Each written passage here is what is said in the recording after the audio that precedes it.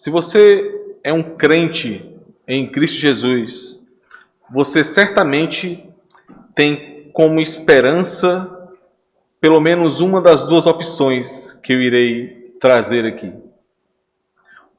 Ou a esperança de que um dia você fechará os seus olhos e então, ao abri-los, você estará na presença do Senhor Jesus Cristo em gozo, paz, alegria, aguardando os demais santos e esperando o grande dia do Senhor, a consumação de todas as coisas. Ou então, você tem a esperança de que você não passará pela morte, mas sim um dia o verá. Um dia você contemplará a sua vinda em grande poder e glória para julgar este mundo, para resgatar a sua noiva e para a consumação dos tempos. Essa é a esperança que nós guardamos. Essa é a fé que nos foi dada. E a palavra do Senhor alimenta essa esperança e descreve esse momento de consumação da obra maravilhosa de redenção que foi iniciada de maneira espetacular. Vários textos das Escrituras falam sobre isso. Os últimos capítulos de Apocalipse, por exemplo, são especialmente consoladores. Por exemplo, Apocalipse 21, do versículo 1 ao 7. Abram comigo aí. Esse texto que traz ali a consumação da obra do Senhor. Apocalipse, capítulo 21, do versículo 1 ao 7. Vi novo céu e nova terra, pois o primeiro céu e a primeira terra passaram, e o mar já não existe. Vi também a cidade santa, a nova Jerusalém, que descia do céu, da parte de Deus, ataviada como noiva adornada para o seu esposo. Então ouvi grande voz vinda do trono, dizendo: Eis o tabernáculo de Deus com os homens. Deus habitará com eles. Eles serão povos de Deus, e Deus mesmo estará com eles. E lhes enxugará dos olhos toda lágrima, e a morte já não existirá, já não haverá luto, nem pranto, nem dor, porque as primeiras coisas passaram. E aquele que está sentado no trono disse: Eis que faço novas todas as coisas. E acrescentou: Escreve, porque estas palavras são fiéis e verdadeiras. Disse-me ainda: Tudo está feito. Eu sou o Alfa e o Ômega, o princípio e o fim. Eu, a quem tem sede, darei de graça da fonte da água da vida. O vencedor herdará estas coisas, e eu lhe serei Deus, e ele me será filho. Irmãos, nós lemos textos como esse e o nosso espírito vibra. Nós nos enchemos de alegria, de vigor. Nós cantamos músicas bíblicas fiéis que falam sobre essa consumação, que falam sobre essa esperança que nós guardamos, e o nosso coração ele pula dentro do peito. Mas não passa muito tempo e nós somos lembrados por este mundo que até esse dia, até essa consumação, até que chegue esse grande dia, existe um caminho, existe uma peregrinação a ser cumprida. Nós somos lembrados, irmãos, que ainda existem lágrimas, sim. Ainda existe morte, luto, pranto e dor. Nós somos lembrados que mesmo não sendo desse mundo, nós ainda estamos nesse mundo. E esse mundo é hostil para aqueles que não pertencem a ele. Este, como nós cantamos aqui, é um mundo mau. Este mundo é um lugar tenebroso, como o apóstolo Pedro descreve em sua segunda epístola. Em nossos encontros, em especial no dia do Senhor, nos domingos, em meio ao povo de Deus, cultuando ao nosso bom Deus, nós experimentamos a realidade desse reino a qual nós fazemos parte, que nós esperamos. E então nós exultamos, nós nos alegramos, nós somos fortalecidos, somos edificados. Mas em um momento o domingo acaba e chega a segunda-feira. E na segunda-feira nós experimentamos a oposição e a maldade desse mundo. Na segunda-feira, nós somos lembrados que ainda não chegou o dia da consumação. Nós experimentamos a sagacidade da nossa carne e do pecado que ainda há em nós e que nos machuca, porque nós não somos desse mundo. Nós experimentamos as aflições que nós fomos advertidos que nós teríamos nesse mundo, como o nosso Senhor disse em João capítulo 16. Nesse mundo tereis aflições. É injustiça sobre injustiça, irmãos. São lutas de dentro e lutas de fora da gente. Angústias, dores, doenças, morte, medo. Muitas vezes a noite nos sufoca como se nós estivéssemos em um poço de piche, como se não pudéssemos sair dali, sem termos como respirar. Às vezes parece que o dia não vai raiar nunca, e nós somos lembrados que ainda estamos em um mundo mau. Como manter a fé diante de tudo isso, irmãos? Essa é a pergunta que se levanta para nós. Como manter a fé diante de um mundo tão mau? Um mundo que nos pressiona constantemente, intencionalmente, tentando nos moldar a ele, tentando sufocar quem nós somos, tentando matar em nós a identidade que nos foi dada como cidadãos dos céus. Aquilo que nós vimos no domingo passado, em Romanos capítulo 12, versículo 2. Não vos conformeis com este século, não vos conformeis com este mundo, não permitam ser conformados, moldados, não permitam que as forças que esse mundo aplica sobre vocês os transforme, os molde a ele. E nós vimos que essa é uma imagem que o apóstolo Paulo utilizou de um ferreiro, como se o mundo fosse um ferreiro com um martelo em suas mãos e que aplicasse de maneira constante, progressiva, intencional, força e mais força para que aquele pedaço de ferro, que somos nós, tomasse uma outra forma, fosse moldado de acordo com a sua vontade. Este mundo, este reino de trevas, que não é o nosso reino, que não é a nossa pátria, Satanás, a sua carne não descansarão. Tentarão te moldar, tentarão te conformar a ele o tempo todo. Este mundo não para. Este mundo não dá trégua. Mesmo quando você está sofrendo o pecado, a sua carne, este mundo não respeitarão a sua doença. Não espere. Não espere que este mundo respeite o seu momento de doença, o seu momento de dor, a sua crise, o seu luto. Este mundo não respeitará isso. Não dará trégua. Quando uma brecha é vista, o mundo tenta avançar e moldar, tenta transformar você, mudar quem você é em Cristo Jesus. E nesse momento, meus irmãos, no momento em que o mundo está ali martelando, aplicando força para te moldar a ele, nesse momento você precisa lembrar de quem você é, um habitante de outro reino. Um habitante de outra pátria. Um reino cujo único Deus, o Deus Trino, o Deus Triuno, Ele é o Senhor. Um reino que, por mais que as circunstâncias mostrem o contrário, é um reino que é soberano, é um reino que é eterno, é um reino cujo domínio jamais terá fim. Como manter a fé quando tudo parece mostrar que a esperança que nos foi dada acerca desse reino ao qual nós pertencemos, que essa esperança já não faz mais sentido? Como manter a fé? Quando é isso que nós experimentamos. Que a esperança que nos foi dada não faz mais sentido. Como é viver de maneira digna de quem nós somos? Habitantes de outro reino, suportando as pressões que este mundo impõe sobre nós e nos mantendo fiéis, apesar de todas as coisas, ao nosso Senhor e Rei. Como? É sobre isso que nós refletiremos ao longo de toda essa série no livro de Daniel. Habitantes de outro reino.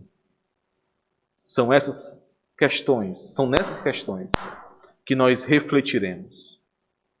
E para isso, para que nós nos preparemos para lembrarmos dessas questões, para entendermos melhor cada uma dessas questões, nós iremos hoje ter uma introdução abordando os pontos que são importantes, pontos que nós precisamos compreender e aplicar corretamente, para podermos aplicar corretamente os ensinos deste livro de Daniel à nossa vida.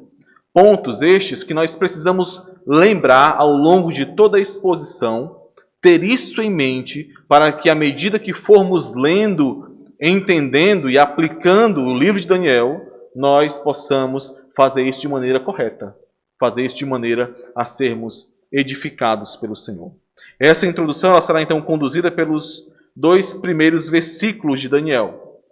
E nós veremos, no primeiro ponto, utilizando o primeiro versículo, o contexto histórico geral do livro de Daniel, para que entendamos em que contexto ele foi escrito e por que ele foi escrito, com que objetivo, para quem ele foi escrito. No segundo ponto, nós veremos os principais temas teológicos que são desenvolvidos no livro de Daniel, para que todos nós possamos, à medida que formos lendo este livro, expondo este livro, nós possamos associar a estes temas e entendermos, é sobre isso que o Senhor está nos ensinando aqui. E no terceiro ponto, nós veremos a relevância do livro de Daniel para a igreja hoje, para todos nós. Porque é relevante, porque é importante refletirmos no livro de Daniel. Vamos orar mais uma vez? Amado Deus, Senhor, muito obrigado pela Tua palavra em nossas mãos. Nos conduz, Senhor, por meio do Teu Santo Espírito, para que possamos fazer bom uso dela. Para que a Tua palavra, ela penetre em nosso coração, transformando, guardando a nossa mente e o nosso coração em Cristo Jesus. Nos abençoa, Senhor. No nome do nosso Redentor que nós te pedimos. Amém. Nosso primeiro ponto, meus irmãos, é o contexto histórico geral do livro de Daniel. O livro de Daniel ele inicia com um marco cronológico. É assim que inicia o livro de Daniel, capítulo 1, versículo 1. No ano 3º do reinado de Jeoaquim, rei de Judá, veio Nabucodonosor, rei da Babilônia, a Jerusalém e a sitiou. Esse primeiro versículo, irmãos, deixa claro que os fatos que são narrados em seguida, ao longo de todo o livro de Daniel, estes fatos estão relacionados com a história e o contexto mundial daquela época. Não é uma fábula que está sendo contada aqui. Não é algo inventado, é algo que aconteceu na história da humanidade. E é por isso que ele inicia com esse resgate cronológico aqui, apresentando o ponto da história em que tudo ali aconteceu. Com o advento do liberalismo, uma série de pontos de discussão foram levantados em torno do livro de Daniel. Dúvidas foram levantadas pelos liberais, por aqueles que não aceitam as Escrituras como inerrantes, como palavra de Deus. Questões sobre a autoria do livro, se ele foi realmente escrito por Daniel. Questões sobre a data em que ele foi escrito, principalmente por conta das visões dos últimos capítulos. Consequentemente, questões acerca do propósito e do público para o qual ele foi direcionado. Mas nós não iremos adentrar nessas questões.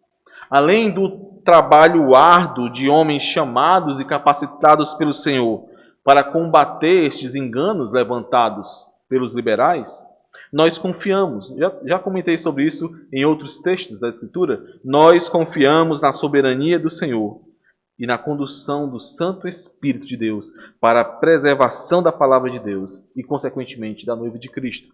Muitos teólogos combatem estes enganos e mostram em vários aspectos, de diferentes formas, que eles não fazem sentido. Assim, meus irmãos, o autor deste livro é sim o profeta Daniel, homem notável que passou a maior parte da sua vida exilado na Babilônia, desde o reinado de Nabucodonosor até o reinado de Ciro, o persa. Este sim é o autor do livro, o profeta Daniel, que foi tentado e atacado de diversas formas, desde a sua juventude até quando já era idoso, mas que se manteve fiel ao seu Deus, apesar das circunstâncias que o cercavam. E quais circunstâncias eram estas? Que circunstâncias eram essas? Nós lemos aqui, na liturgia, o Salmo 137, que fala sobre esse período em que o povo de Israel viveu o cativeiro. O livro de Daniel descreve eventos que aconteceram no período mais sombrio da nação de Israel. O período em que o povo de Deus foi encurralado e arrancado da sua terra. O versículo 1, ele narra, como nós lemos, que Nabucodonosor veio a Jerusalém e a sitiou, cercou a cidade, impedindo que qualquer um pudesse sair de lá. Ele cortou os suprimentos, cortou o abastecimento de água, e sem água, sem comida, muitos morreram de fome, de sede, muitos outros morreram de doenças. E quando já não era mais possível suportar a pressão daquele grande exército que sitiava Jerusalém, muitos foram mortos de maneira cruel e assombrosa nas mãos de soldados perversos. Aqueles que sobreviveram foram levados em etapas, e nós veremos ao longo deste livro essas etapas. Foram levados em etapas para serem então assimilados, absorvidos pela Babilônia, de modo a perderem a sua identidade como povo de Deus, assim como aconteceu com o reino do norte, que foi dominado pela Assíria e que nunca voltou do exílio. Nunca deixou de ser contaminado pelo povo pagão. Meus irmãos, é importante lembrar que nós estamos falando aqui do povo que foi resgatado do Egito por meio do braço forte do Senhor. Nós estamos falando aqui do povo que viu o rei Davi conquistar todas as nações ao seu redor e que recebeu a promessa de que um filho deste rei Davi estabeleceria um reino que não teria fim, que jamais acabaria. Um povo remanescente que agora, por conta do seu pecado, por conta da idolatria, por conta da infidelidade para com o seu Deus, estava ali, na Babilônia, sendo moído, sendo pressionado por todos os lados para que esquecesse, de uma vez por todas, quem era o seu Deus e qual era a sua pátria, qual era o seu reino, a que reino eles pertenciam. Para que esquecesse a promessa do reino eterno que viria. É dentro desse contexto que Daniel escreve esse livro. É dentro desse contexto. Um período onde, em função de circunstâncias tão adversas, em função de humilhações tão constantes, em função do domínio do mal ali sobre o povo de Deus, um período de oposição declarada por parte daqueles que estavam com eles ali, da nação onde eles estavam, e principalmente daqueles que agora governavam aquele povo. Oposição declarada, direta. Um período de intensa pressão, dor e sofrimento como esse, facilmente conduziria o povo, este povo remanescente de Deus, a perder a fé no Deus verdadeiro e a entregar-se totalmente à Babilônia, sendo então moldados por aquele reino. É para este remanescente que Daniel escreve. Para este remanescente. De dentro do palácio de Nabucodonosor, Daniel envia para o povo de Deus aquilo que o sustentaria, aquilo que seria o remédio, o antídoto para uma possível queda total da nação.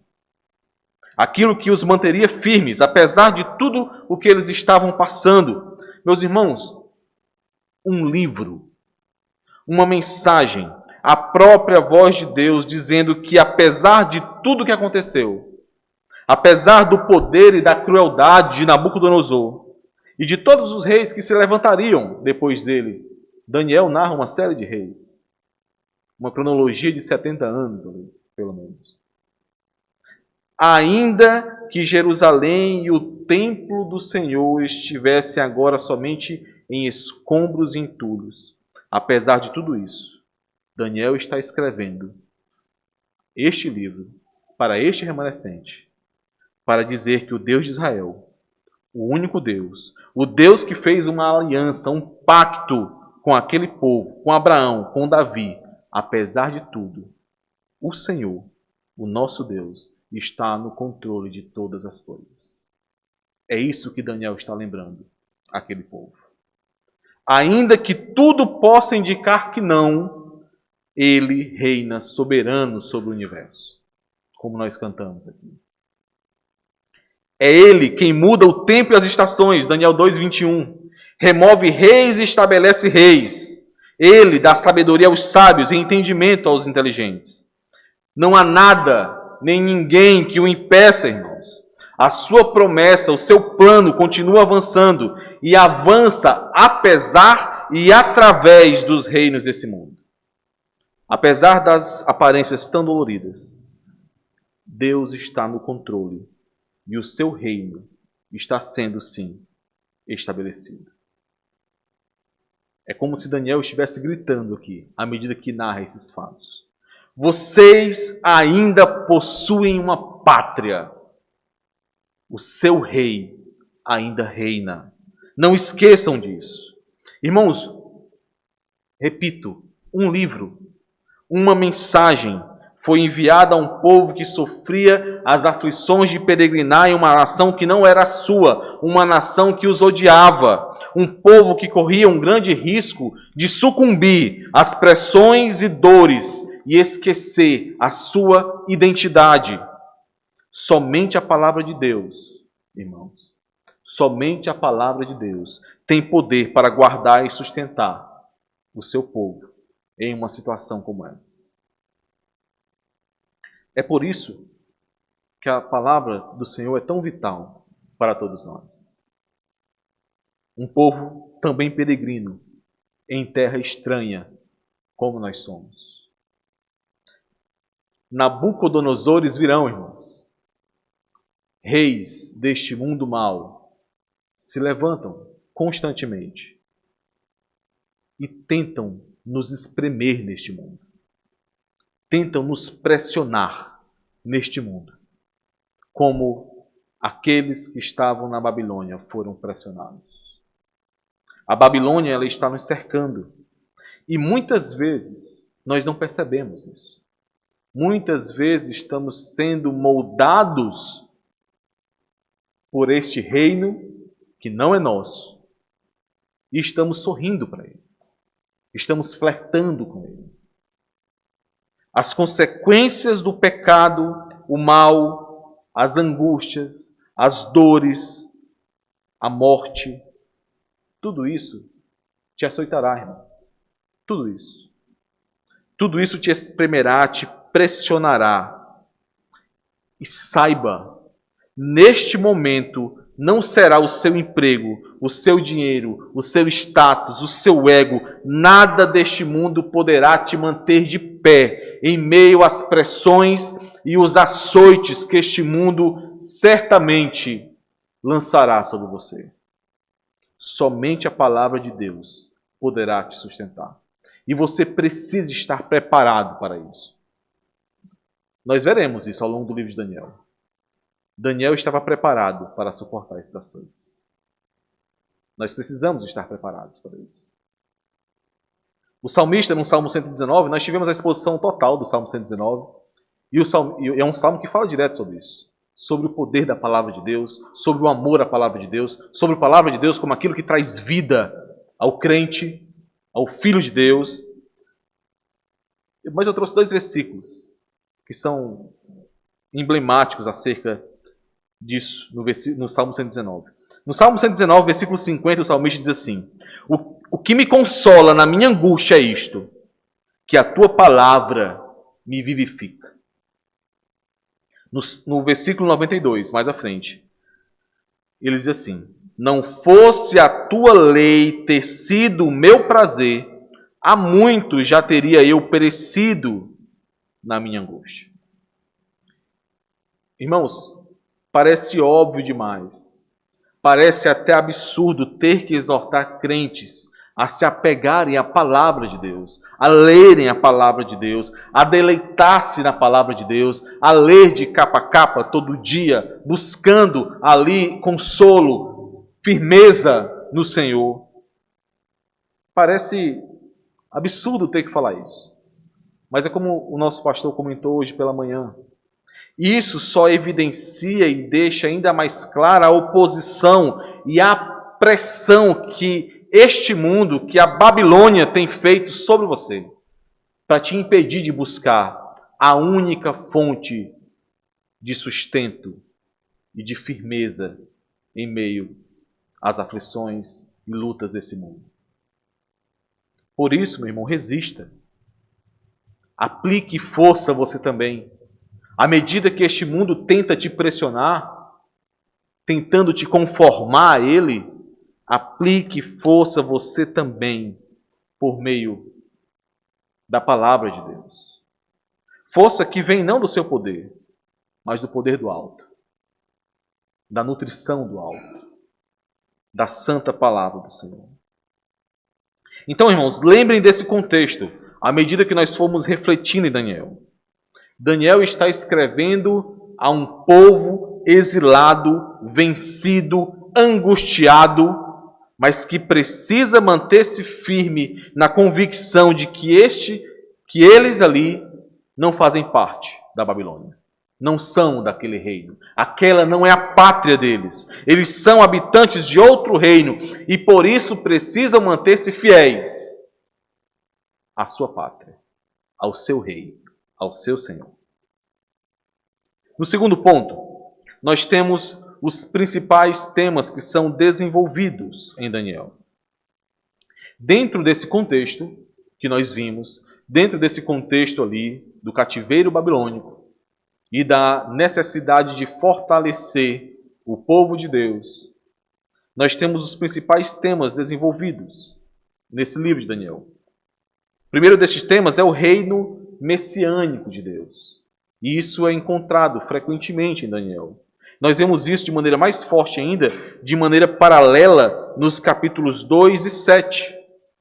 A pedra cortada sem o auxílio de mãos, que despedaça todos os reinos da terra. O Filho do Homem, lá no capítulo 7, que recebe todo o domínio, glória e o reino que jamais será destruído. Esse é um tema frequente no livro de Daniel. O reino messiânico de Deus. A promessa de que um filho de Davi receberia esse reino, reinaria, e que o seu reino jamais seria vencido, jamais seria destruído. Um segundo tema é o tema de Deus como protetor do seu povo. De maneira que o mal jamais prevalecerá sobre o povo de Deus. Muito similar ao ensino que nós temos de que as portas do inferno jamais prevalecerão sobre a igreja. E nós vimos isso na preservação de Daniel e de seus amigos, nos capítulos 6 e 3.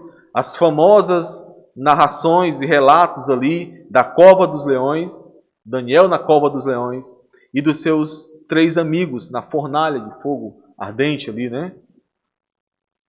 Esse é um segundo tema. E o terceiro tema é o encorajamento para o povo de Deus manter a sua integridade, a sua identidade, a sua fé no Senhor, apesar de todas as circunstâncias que estão ali acontecendo ao seu redor. Este é um terceiro tema. Mas o ponto que eu quero destacar nesse nosso segundo ponto, né? Desculpa, fui repetitivo.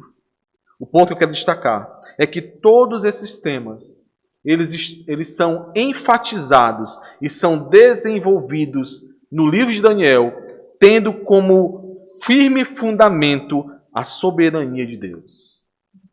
A certeza de que o Senhor, apesar das aparências ali, o Senhor está no controle de todas as coisas. É este o fundamento lançado por Daniel, para então desenvolver esses temas do reino que virá, da proteção do seu povo e também do encorajamento para que o povo se mantenha fiel. É a soberania de Deus. E o primeiro capítulo desse livro, o capítulo que introduz a história de Daniel e seus amigos, ele apresenta esse fundamento, a soberania de Deus, de maneira muito intencional. No primeiro capítulo, Daniel destaca a atividade de Deus conduzindo todos os acontecimentos. Observem 3 versículos aqui, irmãos, onde Daniel destaca essa atividade soberana de Deus. O versículo 2, que está no nosso texto hoje de exposição, o versículo 2 ele inicia assim: o Senhor lhe entregou, e aqui falando que entregou a Nabucodonosor, o Senhor lhe entregou nas mãos a Jeoaquim, rei de Judá. O Senhor entregou a Nabucodonosor, deu a Nabucodonosor nas mãos a Jeoaquim. Observem, Daniel está dizendo aqui que não foi o poder de Nabucodonosor, não foi o seu vasto exército, não foram os seus cavalos e armas que garantiram a vitória da Babilônia sobre o povo de Deus. Foi o Senhor quem entregou nas mãos de Nabucodonosor o povo de Israel. É isso que está sendo dito. Um pouco mais à frente, no versículo 9, nós temos o seguinte: ora, Deus concedeu, é a mesma palavra utilizada no versículo 2, que foi aqui traduzida como entregou. Deus concedeu a Daniel misericórdia e compreensão da parte do chefe dos eunucos. Aqui Deus moveu o coração dos inimigos de Daniel. Eram inimigos. Daniel era um jovem recém-chegado de uma nação inimiga. O Senhor moveu o coração dos inimigos de Daniel para que Daniel e seus amigos pudessem se manter puros e não se contaminar com a Babilônia, como nós veremos nas próximas mensagens. O Senhor, Deus, concedeu. Mais à frente, no versículo 17, fechando esse capítulo e essa estrutura da soberania de Deus, nós temos o seguinte: ora, a estes 4 jovens, Deus deu, a mesma palavra novamente, Deus deu o conhecimento e a inteligência em toda cultura e sabedoria. Mas a Daniel deu inteligência de todas as visões e sonhos. Daniel está amarrando aqui, meus irmãos, todo o capítulo 1, de maneira que possa ficar muito claro. Deus está desenvolvendo seu plano na Babilônia. Nada está fora do seu controle. Tudo está debaixo da poderosa mão do Senhor. Ainda que Nabucodonosor se exalte com grande poder e fúria, ainda que as circunstâncias do exílio e todo o sofrimento e toda a dor que eles passaram açoitem as suas convicções, as convicções do povo de Deus, Deus está reinando soberanamente. É por isso que a promessa do reino eterno, do reino do Messias, não pode ser esquecida. É por isso que o mal jamais prevalecerá contra o povo de Deus. E isso deve ser lembrado pelo povo no meio do sofrimento. É por isso que o povo devia manter-se fiel, lembrando da sua identidade, lembrando do seu reino, lembrando que eles não eram habitantes daquele reino, mas de outro reino. E aqui, irmãos, um ponto muito importante precisa ser lembrado. Algo que passa batido. E como eu falei, nós precisamos estar preparados. Mas passa batido. Deus é soberano em todas as coisas. Em todas as coisas. O livro de Daniel começa apresentando a soberania de Deus, dizendo que o Senhor entregou a nação de Israel nas mãos de Nabucodonosor.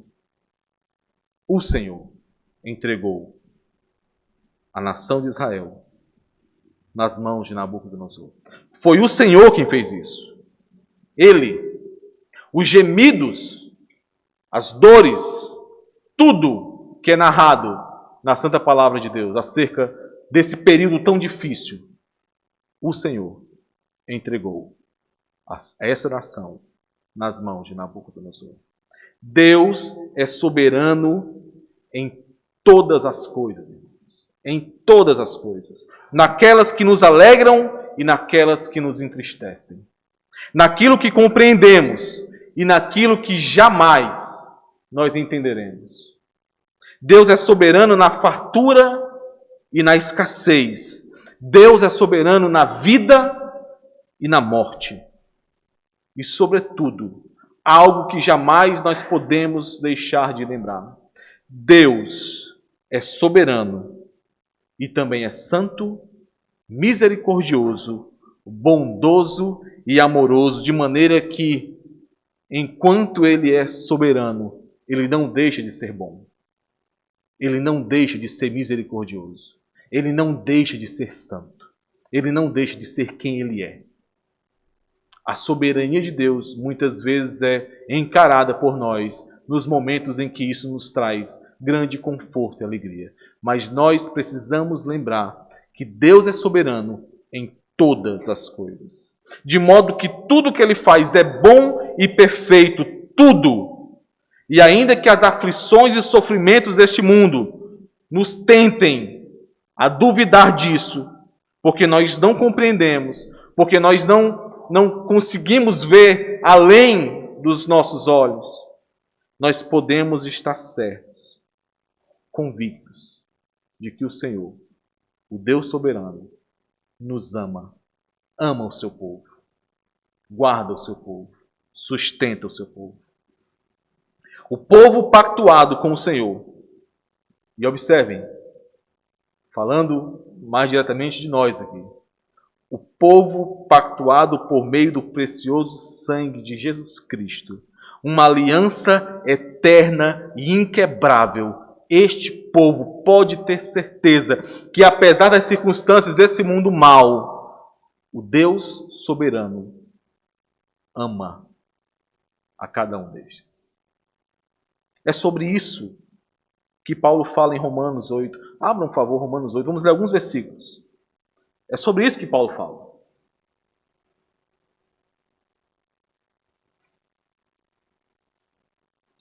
Romanos 8, 18.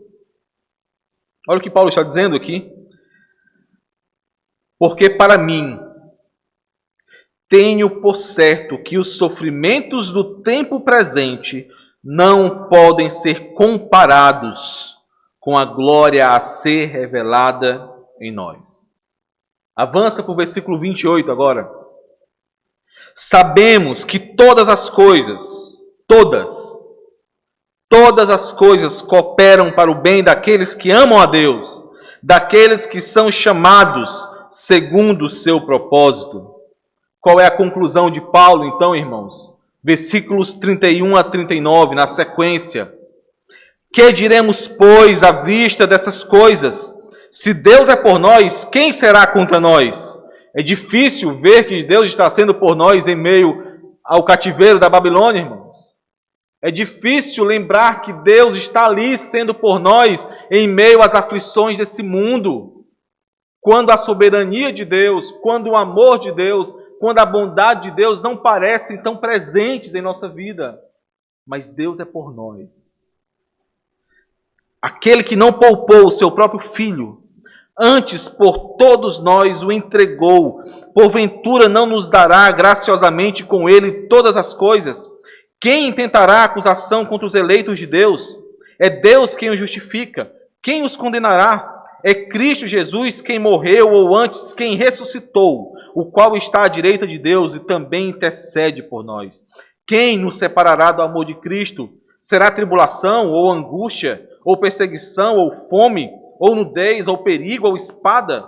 Como está escrito, por amor de ti, somos entregues à morte o dia todo, fomos considerados como ovelhas para o matadouro. Em todas estas coisas, porém, somos mais que vencedores por meio daquele que nos amou. Porque eu estou bem certo de que nem a morte, nem a vida, nem os anjos, nem os principados, nem as coisas do presente, nem do porvir, nem os poderes, nem a altura, nem a profundidade, nem qualquer outra criatura poderá separar-nos do amor de Deus que está em Cristo Jesus, nosso Senhor. Amém. Deus, o nosso Deus, é soberano em todas as coisas. Esse é o fundamento que nos sustenta. É por isso que podemos estar bem certos de que mesmo em meio às aflições deste mundo, às pressões, perseguições, lutas, dificuldades, dores, nós podemos estar bem certos de que Deus nos ama, de que o seu reino virá, será plenamente estabelecido, que a sua promessa não falhará, de que Ele não nos abandonará, por mais que pareça que Ele nos abandonou. Existirão momentos que você sentirá que Deus te abandonou, meu irmão, mas o Senhor não te abandonou. Deus é soberano. Ele não abandona o seu povo. Deus é soberano em todas as coisas. O terceiro ponto que nós temos aqui, que compreender, que lembrar para a exposição do livro de Daniel, é a relevância de Daniel para a igreja hoje, para todos nós. O versículo 2 de Daniel diz o seguinte: o Senhor lhe entregou nas mãos a Joaquim, rei de Judá, e alguns dos utensílios da casa de Deus. A estes levou-os para a terra de Siná, para a casa do seu Deus, e os pôs na casa do tesouro do seu Deus. Nabucodonosor, como era costume das nações daquela época, como sinal da sua vitória e do seu poder, ele leva ali os despojos para a sua nação. Leva a Daniel e a outros, como nós veremos, e também leva o tesouro da casa de Deus. E o versículo 2 apresenta essa nação, a Babilônia, como sendo a terra de Siná. É o que nós encontramos na segunda parte do versículo 2. Levou-os para a terra de Siná. Um lugar que é sinônimo de oposição a Deus. Nós veremos, nós seremos lembrados sobre isso. Um lugar que é sinônimo de oposição a Deus. Um lugar em que a perversidade tinha a sua morada, como o profeta Zacarias diz no capítulo 5. Um lugar que é a perfeita representação da impiedade que caracteriza o homem que abandona a Deus e que o Deus que o criou e que quer ser Ele mesmo o seu Deus. O lugar onde a descendência de Caim se reuniu para edificar uma cidade e construir uma torre que chegaria até os céus e tornaria o nome destes conhecido por todos. Abram Gênesis capítulo 11, versículos 1 a 4. Aqui nós temos a terra de Siná, que é relatada por Daniel.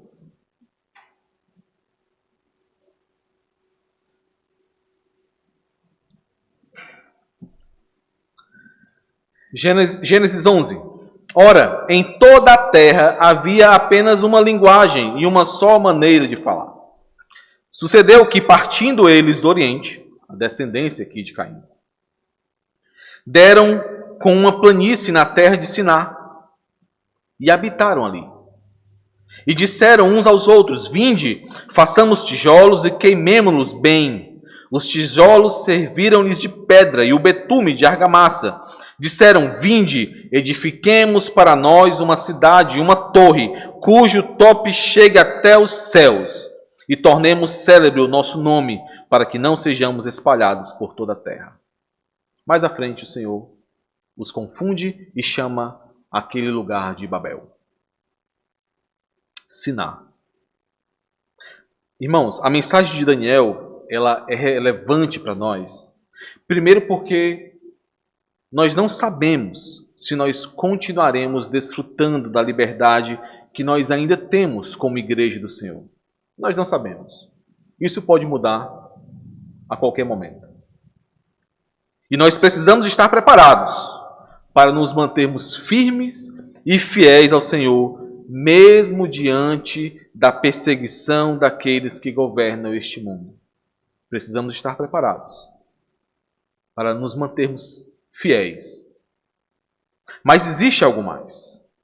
E é por isso que é importante perceber que este Siná, para onde o tesouro da casa, do templo, foi levado, e também os jovens, Daniel e seus 3 amigos, foram levados. Este Siná é a representação da terra que se opõe ao Deus Todo-Poderoso. mesmo desfrutando de liberdade política como nós temos ainda hoje, para nos reunirmos, para cultuarmos ao nosso Senhor, para sermos igreja do Senhor aqui neste mundo, nessa terra, nessa nação, mesmo desfrutando ainda dessa liberdade, nós ainda somos um povo exilado. Nós ainda estamos a oriente do Éden. Vivemos em uma nação, em um reino que não é o nosso, irmãos. E como nos esquecemos disso? Nós somos habitantes de outro reino, não deste. Este mundo, a Babilônia, não é o nosso lugar. Não é a nossa nação. Não é a nossa pátria. Paulo fala isso aos Filipenses no capítulo 3, versículo 20. Pois a nossa pátria está nos céus, de onde também aguardamos o Salvador, o Senhor Jesus Cristo. A nossa pátria está nos céus. Nós somos peregrinos e estrangeiros e sofremos as consequências de vivermos a oriente do Éden. E como aqueles que fazem parte da nova aliança em Cristo Jesus, aqueles que receberam um novo coração, aqueles que receberam o Espírito Santo de Deus, nós somos chamados, somos encorajados por Daniel a nos mantermos firmes, mesmo nas mais difíceis circunstâncias deste mundo. Somos chamados a vigiarmos para não sermos distraídos e então conformados por esse reino que não é nosso. Somos exortados aqui a vivermos como habitantes de outro reino que somos, mesmo em meio a toda hostilidade e toda a oposição que nós encontramos nesse mundo. O problema, irmãos, e o livro de Daniel é maravilhoso em relação a isso. O problema é que muitas vezes o nosso pecado, a nossa carne, nos leva a pensar que nós precisamos de condições ideais para nos desenvolvermos como cristãos, como servos do Senhor, como membros ativos do corpo de Cristo. Nós somos frequentemente levados a pensar que necessitamos de tempos bons, de tempos de paz, tempos livres de aflição, tempos ideais para que possamos então nos dedicarmos a sermos aquilo que fomos chamados para ser. Frequentemente nós pensamos assim. O meu problema é que o meu emprego ele não permite que eu seja mais ativo como um cristão. Esse é o meu problema. Mas se eu conseguisse outro emprego, aí sim. Aí eu seria sim um Daniel, um cristão diferente. O meu problema é que o meu tempo é muito curto, mas quando eu não tiver mais que trabalhar, quando eu me aposentar, então aí sim eu terei tempo para me dedicar mais ao Senhor, à igreja do Senhor, para que eu possa então crescer. Quando eu for jovem, ou melhor, quando eu for mais velho, sendo eu jovem, então eu terei mais experiência e poderei sim me dedicar ao Senhor, já terei estabilizado. Então eu poderei, sim, servir ao Senhor, ser mais santo, mais ativo na obra do Senhor, no reino. O problema é que os meus filhos, eles são pequenos ainda, mas quando os meus filhos crescerem, aí vocês verão como eu irei me dedicar ao Senhor. O problema, nós podemos dar várias desculpas, é a distância, é a saúde, é o dinheiro, é porque eu sou uma pessoa, minha saúde é frágil, é por isso que eu não posso ser tão ativo assim. É porque eu não tenho condições, eu não tenho como ser tão ativo no reino de Deus, crescer, amadurecer como deveria. Mas, irmãos, se tem uma coisa que o livro de Daniel nos mostra aqui, é que santidade, fidelidade, integridade, piedade não exigem condições ideais para florescerem e para serem desenvolvidas. Foi em meio à Babilônia, foi em meio ao cativeiro, às aflições, às lutas e dores, que Daniel, seus amigos, encorajaram a nação de Israel a crescerem em santidade, a crescerem em piedade, em fidelidade ao Deus soberano que entregou essa nação por conta do pecado deles nas mãos de Nabucodonosor. Santidade, piedade, crescimento espiritual, fidelidade não exigem condições especiais para que possam ser desenvolvidas. O livro de Daniel deixa isso muito claro. Nós somos habitantes de outro reino, irmãos, e como tais, e é como habitantes de outro reino que nós devemos viver neste mundo. Que o Senhor nos conduza, em meio à exposição desse livro, a crescermos nessa verdade, nesse entendimento, nesse propósito, para a glória do Senhor. Vamos orar?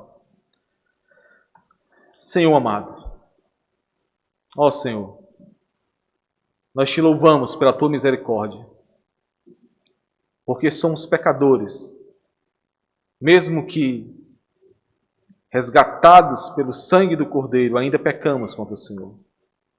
Nos escondemos,